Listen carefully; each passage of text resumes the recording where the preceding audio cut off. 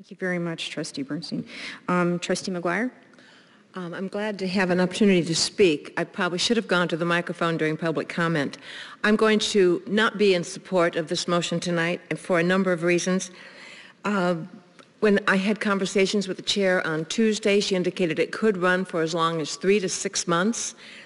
I think we're looking at, and I just did a little math with my calculator, anywhere from $600,000 to $1 million to have these two gentlemen on call, and depending on what they find and what they do for that period of time.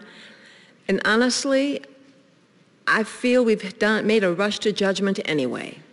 After reading the article in the Tribune this morning, I took a look at the IMET fund ourselves. Back in May of 2014, $12 million was invested in IMET. I was on the board at that time, and we were thrilled to find an investment that would have a decent return. There were almost 300 communities in IMET. I kind of wondered why it took us so long to find it. In May, we invested $12 million with board support. Now, in June 2014, that amount increased to $47,819,000 and change. And that's the issue. We exceeded our 5% limit on board policy. And in fact, we exceeded it all the way through the end of October. Now, there were intimations that perhaps the board wasn't aware of those excesses, but we were.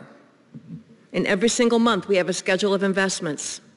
And those of us who were on the board at that time, including Chair Hamilton and myself and Trustee Wozniak, we were all together, and Trustee Burt, we saw those schedule of investments every single month, and we saw it move from $12 million to $80 million in September.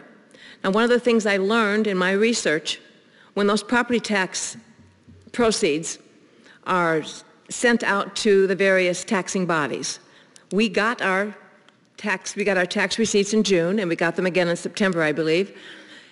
And I wasn't sure. I didn't know how those proceeds were handled. Ordinarily, they were wired to a group called Illinois Funds. It's a state-supported money market mutual fund. They've been going there for years. The basis points for that return is super small. It was 1 basis point for a return. IMET was paying 34 basis points. At one point, the controller and the CFO decided that why wire the money to Illinois Funds, let's wire it to IMET. And it's the same thing. It's a money market mutual fund. Those of you that have a NOW account or a money market account, many of us treat those like checkbooks. And in fact, if you look at the proceeds in IMET, they vary like that. It's $47 million. In July, it's $43 million. In August 31st, it's $40 million. September, it was $80 million. October 31st, it was $69 million. Those monies were taken in and out of IMET. But the return was better than any we could get anywhere. We saw it every single month. There was nothing hidden about those dollars invested in IMET. None of us asked a question.